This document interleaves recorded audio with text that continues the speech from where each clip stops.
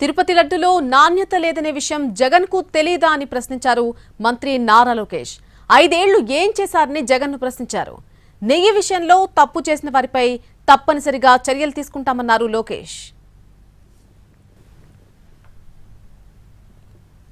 టీటీడీని రాజకీయ పునరాస కేంద్రంగా వాళ్ళు వాడుకున్నారు. టీటీడీ లడ్డూలు తీసుకొచ్చి బియ్యం బండిలో పెట్టి ఊరూరు ఎన్నికల కోసం ఎలా పంచారో మీరందరికీ తెలుసు. గతంలో వాళ్ళ పార్టీ నాయకులకి ఇంట్లో పెళ్లి జరుగుతుంటే ఆ లడ్డూలు తీసుకెళ్లి పెళ్లిలో పెట్టారు, భక్తులకి లడ్డూలు లేని పరిస్థితి తీసుకొచ్చారు. ఇవన్నీ మీ అందరూ కూడా తెలిసింది.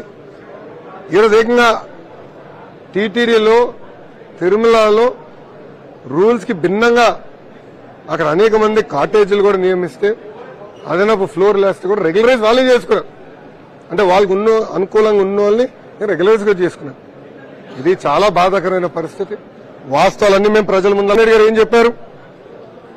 తిరుపతి లడ్డు కరెక్ట్ గా లేదు, క్వాలిటీ లేదు, నాణ్యత లేదు.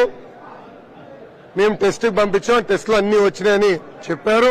రిజల్ట్స్ అన్ని కూడా మీడియా మిత్రులకు పెట్టాం, అధికారులు కూడా పెట్టాం. దాంట్లో చాలా క్లారిటీగా ఉంది.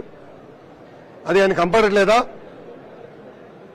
మళ్ళీ 5 సంవత్సరాలు మీరు పీకిందేంటి? స్వయంగా మేము ఇన్ని దశాబ్దాల నుంచి వచ్చాం. గత 5 సంవత్సరాలు లడ్డు నాణ్యత లేదు, చిన్నగా అయింది. అలాంటిది బాబు గారు ప్రభుత్వం వచ్చిన వెంటనే నాణ్యత పెరిగింది, సైజు పెరిగింది, క్వాంటిటీ పెరిగిందని భక్తులే చెప్పే పరిస్థితి మనందరం చూసాం. ఇదేం కంపట్లేదా?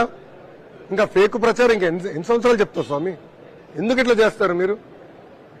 తప్పు జరిగితే తప్పు జరిగింది, మమ్మల్ని క్షమించండి అని ప్రజలను అడగాలి. అది పోగా తిప్పి మళ్ళీ మా పైన నిందలేస్తున్నారు. గారు ఏం చెప్పారు? తిరుపతి లడ్డు కరెక్ట్ గా లేదు, క్వాలిటీ లేదు.